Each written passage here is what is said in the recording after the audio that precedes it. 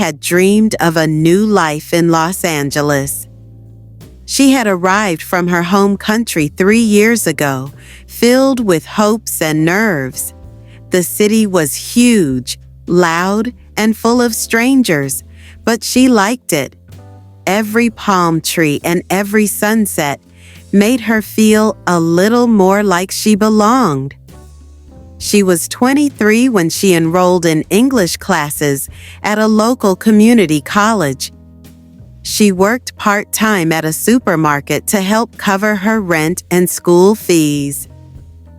One day after class, she met Kareem. He was from her country too. His accent was familiar, his jokes were silly, and he had the kind of smile that made people feel safe. He asked her to join him for coffee after class. She said yes, and that's how it all began. Over the next few weeks, they saw each other often. Kareem took her to the beach at Santa Monica, where they walked barefoot in the sand. They laughed while eating tacos on the pier.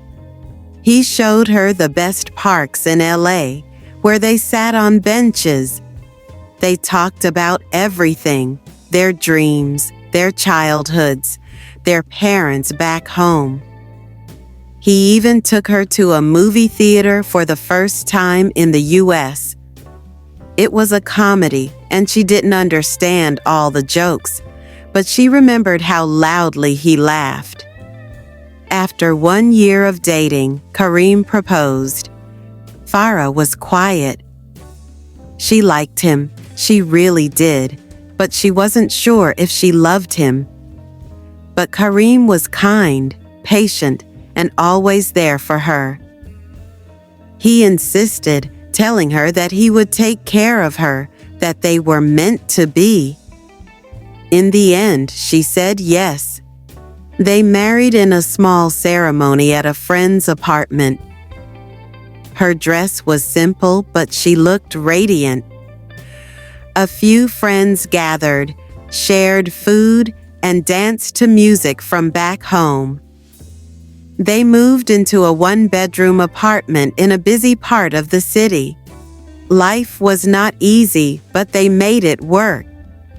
Farah continued working at the supermarket. Kareem drove for a rideshare company. He worked long hours, sometimes returning home past midnight. 2 years into their marriage, Farah gave birth to a baby boy. They named him Sammy. Motherhood changed everything. Farah loved Sammy deeply, but with Kareem working late every day, she felt like she was raising their son alone. She was tired, lonely, and missed feeling seen and special. One afternoon at work, a man named Alex came through her checkout line. He was tall with bright eyes and a confident smile. He made her laugh in a way she hadn't in months. He came back the next day and the next. Soon, he waited for her during her breaks. They began texting, then calling, then meeting outside of work. They had coffee, walked in the park, and shared secrets. She didn't tell Kareem. Deep down, she knew it was wrong. But she felt alive again, like someone had opened a window in a room she didn't know was dark. One evening, Kareem came home early. He found Farah smiling at her phone. "Who are you texting?" he asked, his voice low. Farah didn't lie. She looked up and said, "I want a divorce." Kareem stared at her, stunned. "Why?" "I'm not happy," she whispered.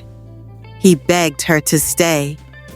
For Sammy, for their family. But Farah had already made up her mind. A week later, she moved out.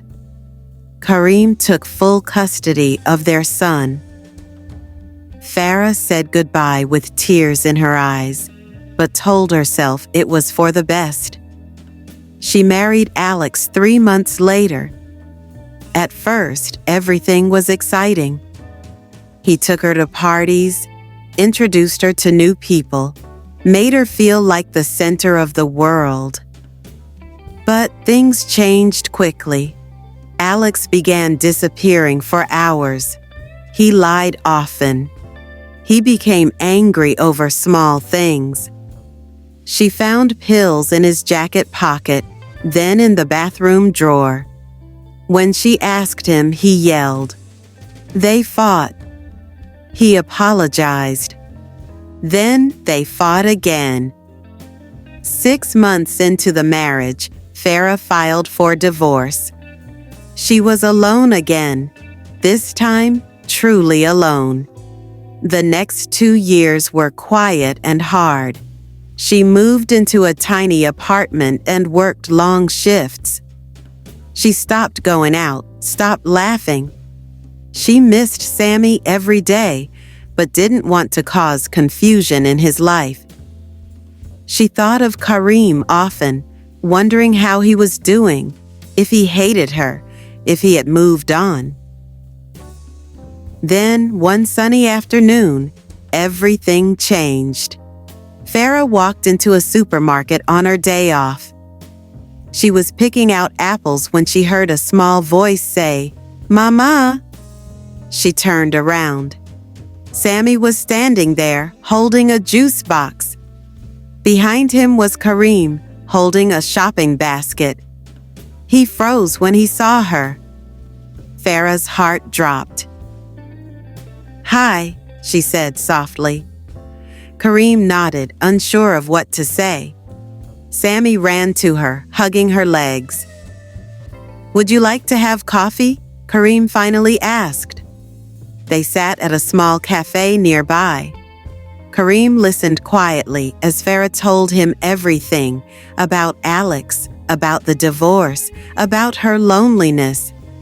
She didn't cry, but her voice cracked.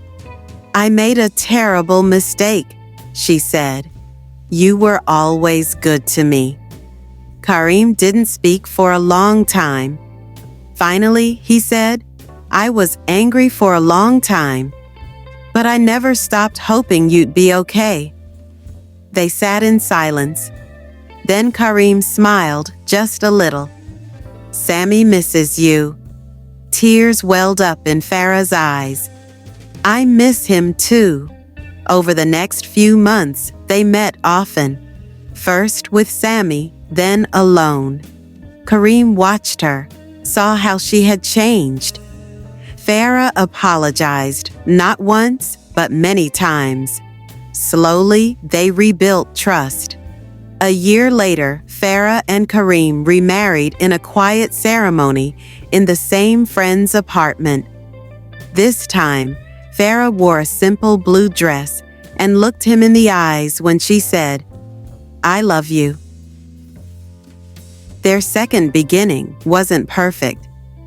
There were hard days and heavy conversations, but they learned to listen, to forgive, to love again. And in a small apartment in Los Angeles, with their son playing on the floor and sunlight pouring through the window, they found peace, a second chance. If you enjoyed this story and want to hear more inspiring English stories, don't forget to like, subscribe, and turn on the notification bell so you never miss a new video.